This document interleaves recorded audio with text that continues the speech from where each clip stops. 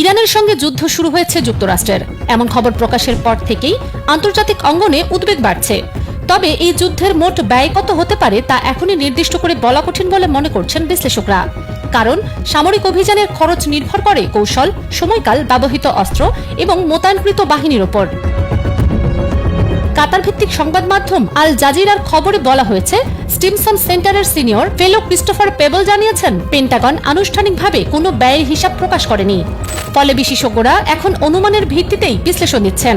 তার ভাষায়, পৃথক অস্ত্রের খরচ বা নৌ ও বিমান অভিযানের ব্যয় আলাদাভাবে হিসাব করা গেলেও সামগ্রিক ব্যয় নির্ধারণে অনেক অনিশ্চয়তা রয়েছে। তুরস্কের সংবাদ সংস্থা আনাডুলো এজেন্সি জানায়, অপারেশন এপিক ফিউরির প্রথম 24 ঘণ্টাতেই যুক্তরাষ্ট্র প্রায় $779 মিলিয়ন ব্যয় করেছে।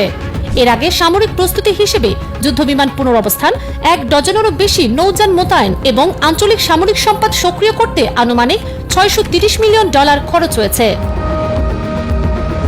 এছাড়া যুক্তরাষ্ট্র ভিত্তিক think tank centre for a new American সিকিউরিটির তথ্য অনুযায়ী ইউএসএস জেরাল্ড আর ফোর্ডের মতো একটি ক্যারিয়ার স্ট্রাইক গ্রুপ পরিচালনায় দৈনিক প্রায় $6.5 মিলিয়ন প্রয়োজন হয়। তবে বিশেষজ্ঞদের মতে সবচেয়ে বড় উদ্বেগ কেবল অর্থনৈতিক ব্যয় নয়, বরং দীর্ঘমেয়াদে অস্ত্র ও সামরিক সরঞ্জামের পর্যাপ্ততা নিশ্চিত করা।